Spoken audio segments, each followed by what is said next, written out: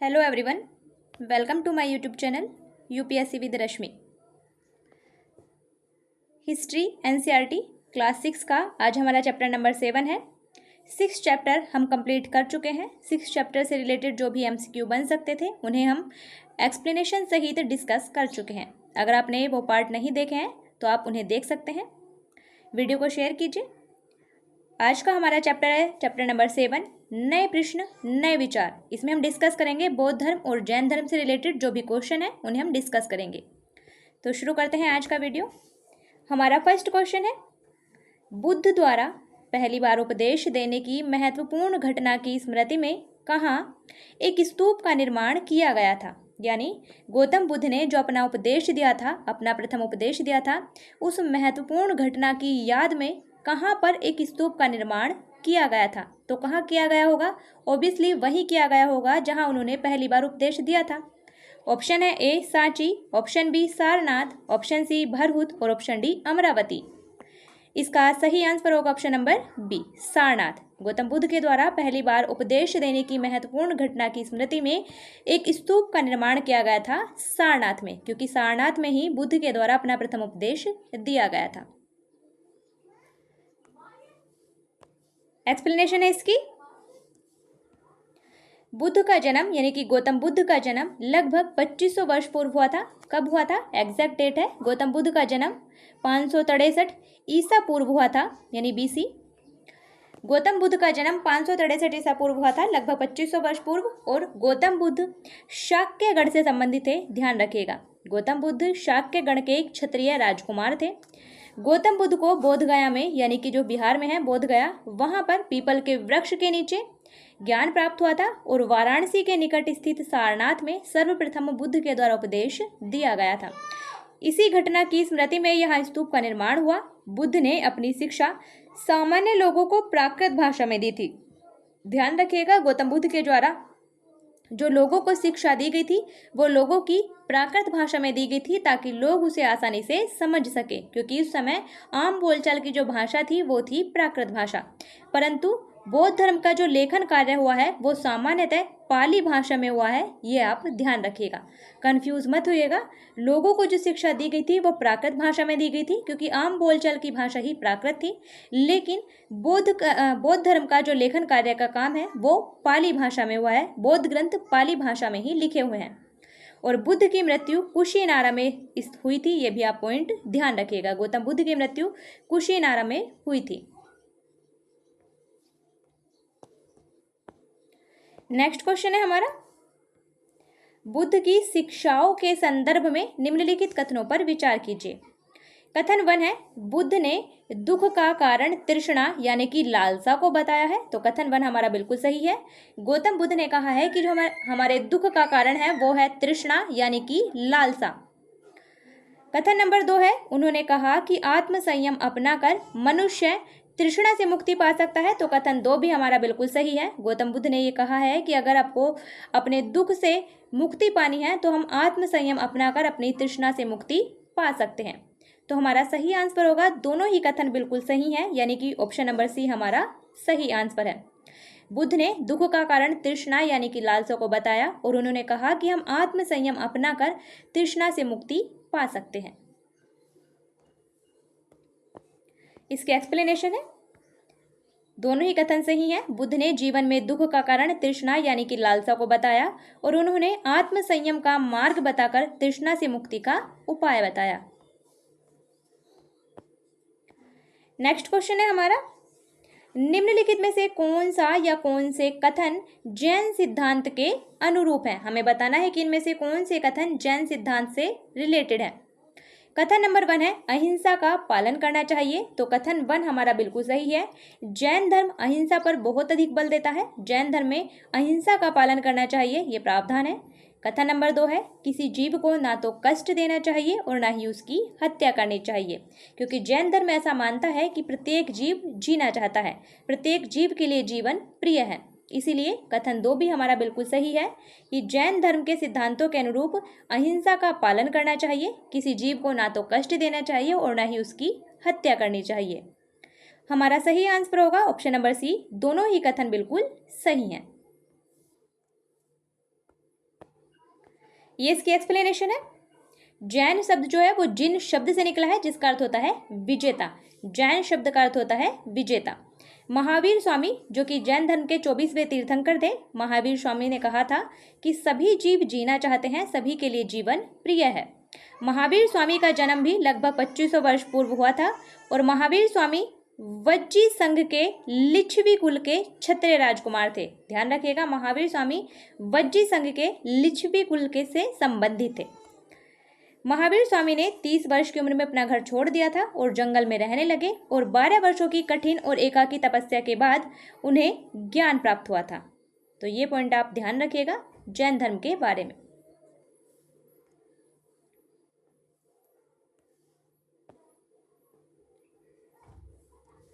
Next question है हमारा, कथन और कारण दिया गया है, हमें कूट की सहायता से बताना है कि कौन सा कथन सही है। कथन नंबर 1 है, यानी कि कथन है हमारा, साधारण जन भी महावीर और उनके अनुयायियों की शिक्षाओं को समझ सके। कथन हमारा बिल्कुल सही है। जो साधारण लोग थे वो भी महावीर और उनके अनुयायियों की शिक्षाओं को समझ सके थे। क्यों? उसका कारण क्या है, क्यों समझ पाए थे? क्योंकि महावीर और उनके अनुयायियों ने जो अपनी शिक्षा दी थी वो प्राकृत भाषा में दी थी। कारण भी हमारा बिल्कुल सही है और कारण कथन की व्याख्या भी कर रहा है, इसलिए हमारा सही आंसर होगा ऑप्शन नंबर ए और आर दोनों सही हैं और आर ए की सही व्याख्या है। साधारण जन भी, साधारण लोग भी महावीर और उनके अनुयायियों की शिक्षाओं को समझ सके थे। क्यों? क्योंकि महावीर और उनके अनुयायियों ने जिस शिक्षा दी थी वो लोगों की सामान्य भाषा प्राकृत भाषा में ही दी थी। हमारा सही आंसर ऑप्शन नंबर ए। ये इसकी एक्सप्लेनेशन है। सामान्य बोलचाल की भाषा ही प्राकृत भाषा कहलाती थी। प्रचलन क्षेत्र के आधार पर ही उनके अलग अलग नाम थे। प्राकृत भाषा के भी प्रचलन क्षेत्र के आधार पर अलग अलग नाम थे। जैसे मगध में बोली जाने वाली प्राकृत भाषा को मागधी कहा जाता था। तो ध्यान रखिएगा, प्रचलन क्षेत्र के आधार पर प्राकृत भाषा के भी अलग अलग नाम थे। महावीर ने अपनी शिक्षा के लिए प्राकृत भाषा का चुनाव किया ताकि आम जन उन्हें समझ सके।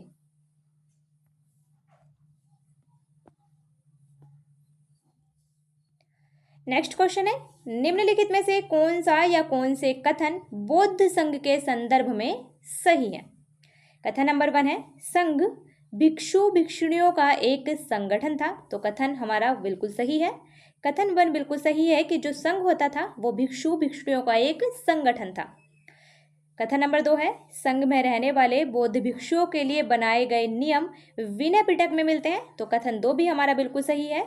जो बौद्ध धर्म की शिक्षाओं का संकलन है वो 3 पिटकों में किया गया है, 3 ग्रंथों में किया गया है, विनय पिटक, सुत्त पिटक और अभिधम्म पिटक। उनमें से जो विनय पिटक है उसमें संघ में रहने वाले जो बौद्ध संघ थे, बौद्ध संघों में रहने वाले बौद्ध भिक्षुओं के लिए जो नियम बनाए गए थे उनका वर्णन मिलता है हमें विनय पिटक में। इसलिए हमारा सही आंसर होगा कि दोनों ही कथन बिल्कुल सही है। ऑप्शन नंबर सी हमारा सही आंसर है। ये इसकी एक्सप्लेनेशन है। संघ भिक्षु भिक्षुणियों का संगठन था जहां घर का त्याग करने वाले लोग एक साथ रह सकते थे। संघ में रहने वाले बौद्ध भिक्षुओं और भिक्षुणियों के लिए बनाए गए नियम विनय पिटक नामक ग्रंथ में उल्लेखित हैं।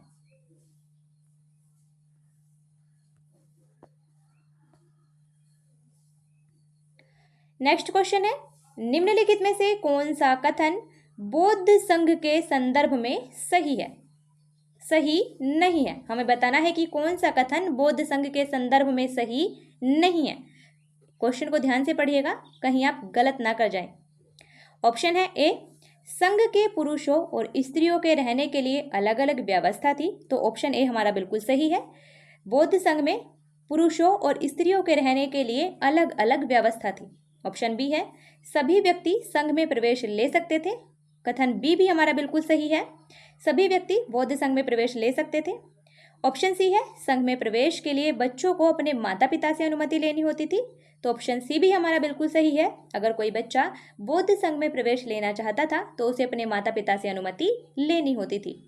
और ऑप्शन नंबर डी है, विवाहित स्त्रियों को संघ में प्रवेश के लिए अपने माता पिता से अनुमति की आवश्यकता होती थी। तो ये कथन हमारा गलत है और हमें गलत ही बताना है, इसीलिए इसका सही आंसर ऑप्शन नंबर डी। विवाहित स्त्रियों को संघ में प्रवेश के लिए अपने माता पिता से नहीं बल्कि अपने पति से अनुमति लेनी होती थी। इसलिए ऑप्शन डी हमारा गलत है और हमारा सही आंसर होगा ऑप्शन नंबर डी, क्योंकि हमसे गलत ही पूछा गया है।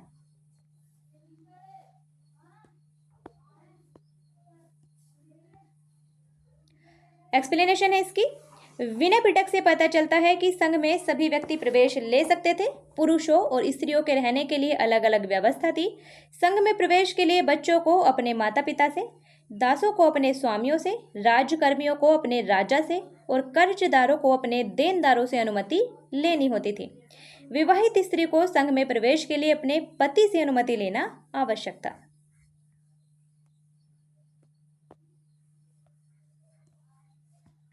नेक्स्ट क्वेश्चन है, कुछ शैलकृत गुफाओं को विहार कहते हैं। ध्यान रखिएगा, कुछ शैलकृत गुफाओं को विहार कहते हैं। विहार के संदर्भ में निम्नलिखित कथनों पर विचार कीजिए। विहार क्या थे?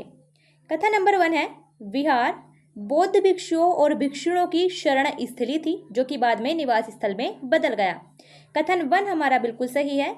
जो विहार थे वो बौद्ध भिक्षुओं और भिक्षुणों की शरण स्थली थी जहां पर बौद्ध भिक्षु निवास करते थे, जो बाद में निवास स्थल में बदल गया।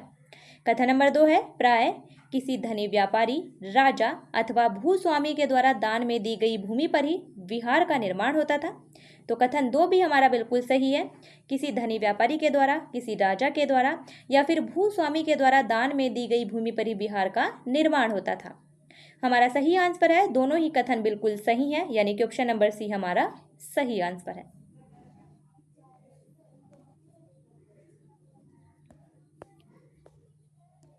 इसकी एक्सप्लेनेशन है, दोनों ही कथन बिल्कुल सही है और महाराष्ट्र में स्थित कार्ले की गुफा बिहार का एक उदाहरण है। ध्यान रखिएगा, कार्ले की गुफा कहाँ है? महाराष्ट्र में।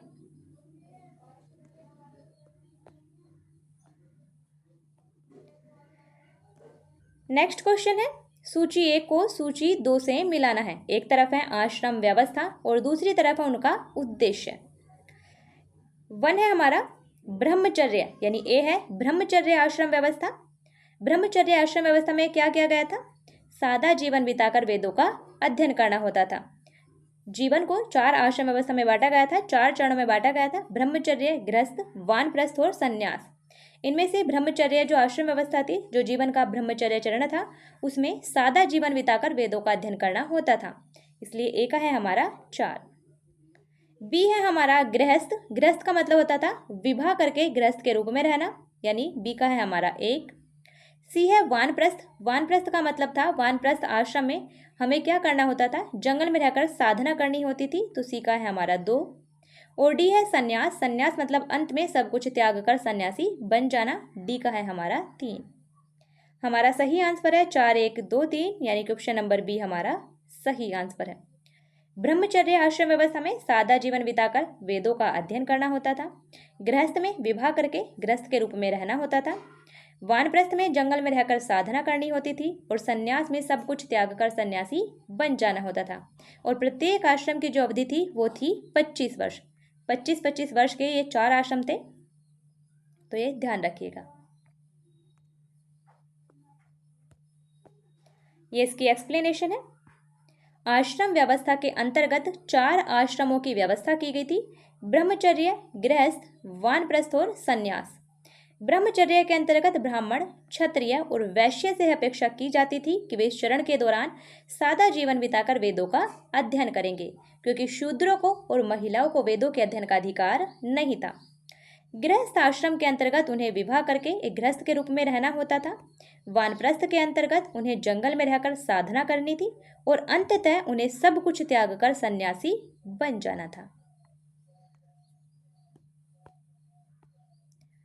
नेक्स्ट क्वेश्चन है, कथन और कारण दिया गया है, हमें कूट की सहायता से बताना है कि कौन सा ऑप्शन सही है। कथन है हमारा, आश्रम व्यवस्था में प्राय स्त्रियों को वेद पढ़ने की अनुमति नहीं थी। कथन हमारा बिल्कुल सही है। आश्रम व्यवस्था में स्त्रियों को और शूद्रों को दोनों को ही वेद पढ़ने की अनुमति नहीं थी। कारण है, उन्हें अपने पतियों के द्वारा पालन किए जाने वाले आश्रमों के नियमों का ही अनुसरण करना होता था।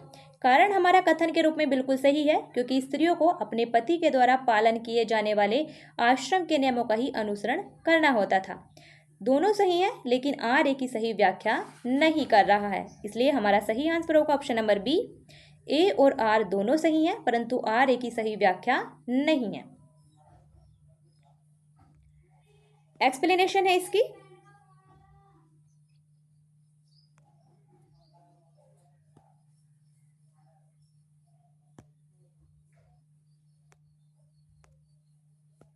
इसकी एक्सप्लेनेशन नहीं है। नेक्स्ट क्वेश्चन है हमारा, जिस समय बुद्ध उपदेश दे रहे थे उसी समय या उससे भी थोड़ा पहले दूसरे अन्य चिंतक भी कठिन प्रश्नों का उत्तर ढूंढने का प्रयास कर रहे थे। ये चिंतक उपनिषदों से संबंधित थे। इन उपनिषदों के संदर्भ में निम्न कथनों पर विचार कीजिए। यहाँ उपनिषदों से रिलेटेड जो कथन दिए गए हैं हमें बताना है कि कौन से कथन सही हैं।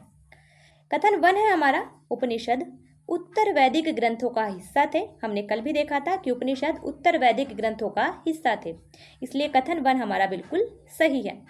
कथन नंबर 2 है, उपनिषद का शाब्दिक अर्थ होता है गुरु के समीप बैठना। ये ध्यान रखिएगा, ये कथन बिल्कुल सही है। उपनिषद का जो शाब्दिक अर्थ होता है वो होता है गुरु के समीप बैठना, इसलिए कथन 2 भी हमारा बिल्कुल सही है।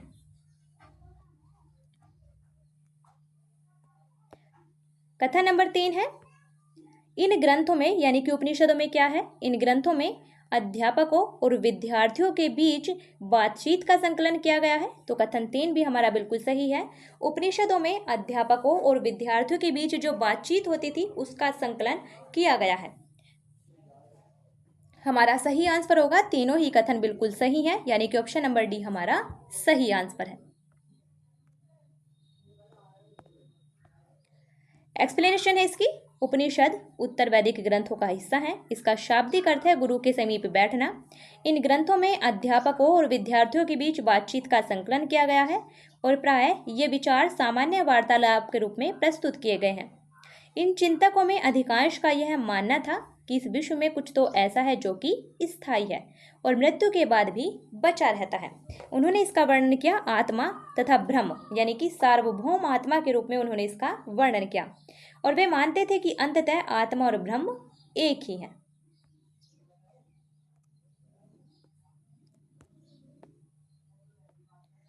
नेक्स्ट क्वेश्चन है हमारा, उपनिषदों में संकलित वार्तालापों या चर्चाओं के संदर्भ में निम्नलिखित में से कौन से कथन सही नहीं है।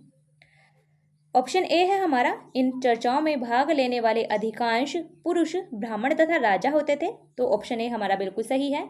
जो उपनिषदों में वार्तालापों का संकलन किया गया है उन चर्चाओं में भाग लेने वाले अधिकांश पुरुष ब्राह्मण और राजा होते थे। ऑप्शन बी है, इनमें कभी कभी गार्गी जैसी स्त्री विचारकों का भी उल्लेख मिलता है। तो ऑप्शन बी भी हमारा बिल्कुल सही है। इनमें कभी कभी गार्गी जैसी जो विद्वान स्त्री थी उनमें उनके भी विचारकों का उल्लेख मिलता है। ऑप्शन सी है, विद्वता के लिए प्रसिद्ध गार्गी राज दरबारों में होने वाले वाद विवाद में भाग लिया करती थी। ऑप्शन सी भी हमारा बिल्कुल सही है। अपनी विद्वता के लिए प्रसिद्ध गार्गी वो राज दरबारों में होने वाले वाद विवाद में भाग लिया करती थी। ऑप्शन नंबर डी है, निर्धन व्यक्ति भी इस तरह के वाद विवाद में बढ़ चढ़कर हिस्सा लेते थे। तो ये कथन हमारा गलत है और हमें गलत ही बताना था, इसीलिए इसका सही आंसर ऑप्शन नंबर डी, क्योंकि निर्धन व्यक्ति इस तरह के वाद विवाद में बहुत ही कम हिस्सा लेते थे। एक्सप्लेनेशन है इसकी। निर्धन व्यक्ति इस तरह के वाद विवाद में बहुत कम ही हिस्सा लेते थे। इस तरह का एक प्रसिद्ध अपवाद है सत्यकाम जाबाल का। सत्यकाम जाबाल का नाम उसकी दासी माँ के नाम पर पड़ा था। उसकी माँ का नाम था जाबाली। सत्यकाम के मन में सत्य जानने की तीव्र जिज्ञासा उत्पन्न हुई थी और गौतम नामक एक ब्राह्मण ने उन्हें अपने विद्यार्थी के रूप में स्वीकार किया था। ये क्वेश्चन यूपीपीसीएस में पूछा जा चुका है कि सत्यकाम किसके शिष्य थे। तो सत्यकाम गौतम ऋषि के शिष्य थे, ध्यान रखिएगा। बाद में वे अपने समय के सर्वाधिक प्रसिद्ध विचारकों में से एक बन गए थे सत्यकाम जाबाल। उपनिषदों के कई विचारों का विकास फिर बाद में प्रसिद्ध विचारक शंकराचार्य के द्वारा भी किया गया था। नेक्स्ट क्वेश्चन है हमारा, निम्नलिखित कथनों में से कौन सा कथन सही नहीं है। हमें बताना है कि इनमें से कौन सा कथन गलत है। ऑप्शन है ए, जैन धर्म का समर्थन मुख्यतः व्यापारियों के द्वारा किया गया। ऑप्शन ए हमारा बिल्कुल सही है। जैन धर्म का जो सबसे ज्यादा समर्थन किया गया था वो व्यापारियों के द्वारा ही किया गया था, इसलिए ऑप्शन ए हमारा सही है। ऑप्शन नंबर बी है, किसानों के लिए जैन धर्म के नियमों का पालन करना अत्यंत कठिन था। क्यों? क्योंकि फसल की रक्षा के लिए उन्हें कीड़े मकोड़ों को मारना पड़ता था। ऑप्शन बी भी हमारा बिल्कुल सही है। जैन धर्म में अहिंसा पर अत्यधिक बल दिया गया है, इसीलिए किसानों के लिए जैन धर्म के नियमों का पालन करना अत्यंत ही कठिन था, क्योंकि किसानों को अपनी फसल की रक्षा के लिए कीड़े मकोड़ों को मारना पड़ता था, जबकि जैन धर्म किसी भी जीव की हत्या का निषेध करता है। ऑप्शन नंबर सी है। बाद की सदियों में उत्तर भारत के साथ साथ जैन धर्म का विस्तार गुजरात, तमिलनाडु और कर्नाटक में भी हुआ है, तो ऑप्शन सी भी हमारा बिल्कुल सही है। जैन धर्म का विस्तार उत्तर भारत के साथ साथ गुजरात, तमिलनाडु और कर्नाटक में भी हुआ है, और हमें व्यापारी भी सबसे ज़्यादा वहीं पर मिलेंगे। और ऑप्शन नंबर डी है। वर्तमान में उपलब्ध जैन धर्म की शिक्षाएं उत्तर प्रदेश के कुशीनगर नामक स्थान पर लिखी गई थी, तो ये कथन हमारा गलत है और हमें गलत ही बताना है, इसीलिए इसका सही आंसर ऑप्शन नंबर डी।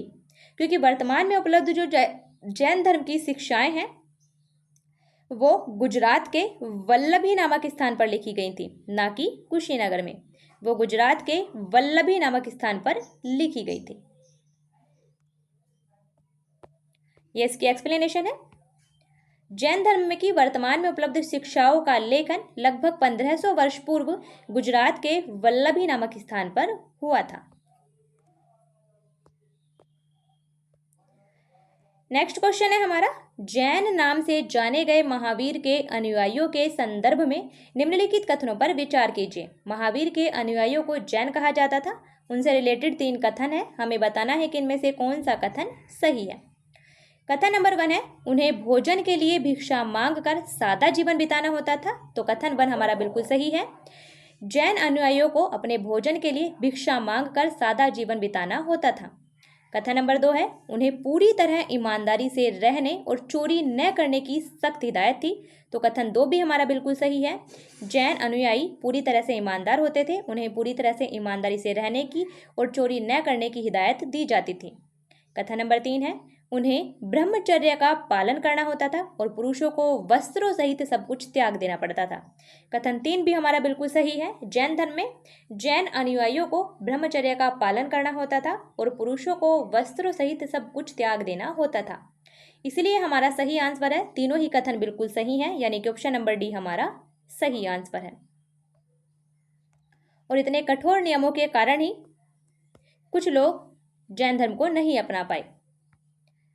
ये सभी कथन सत्य हैं। इन्हीं कारणों से अधिकांश व्यक्तियों के लिए ऐसे कड़े नियमों का पालन करना कठिन था। फिर भी हजारों व्यक्तियों ने इस नई जीवन शैली को जानने के लिए और सीखने के लिए अपने घरों को छोड़ दिया।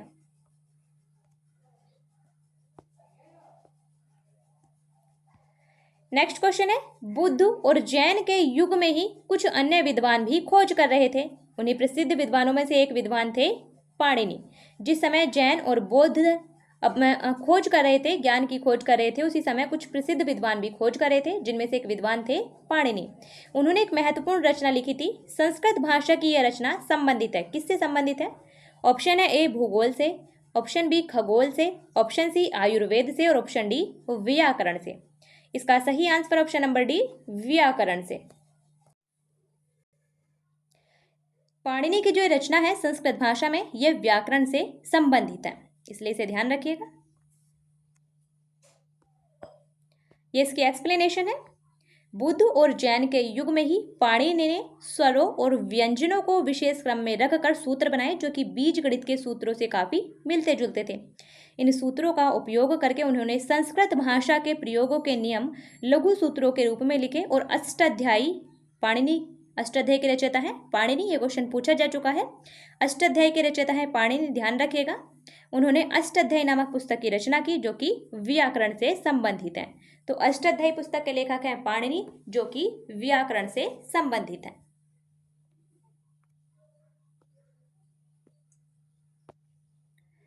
नेक्स्ट क्वेश्चन है हमारा, जरथुस्त्र एक ईरानी पैगंबर थे। पॉइंट ध्यान रखिएगा, जरथुस्त्र एक ईरानी पैगंबर थे।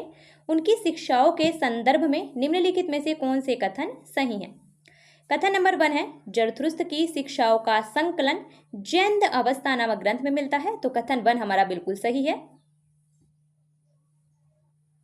जरथुस्त्र की शिक्षाओं का संकलन, जो कि एक ईरानी पैगंबर थे, वो हमें जैन अवस्था नामक ग्रंथ में मिलता है। कथन नंबर 2 है जरथुस्त्र की मूल शिक्षा का सूत्र है सद्विचार, सद्वचन और सद्कार्य।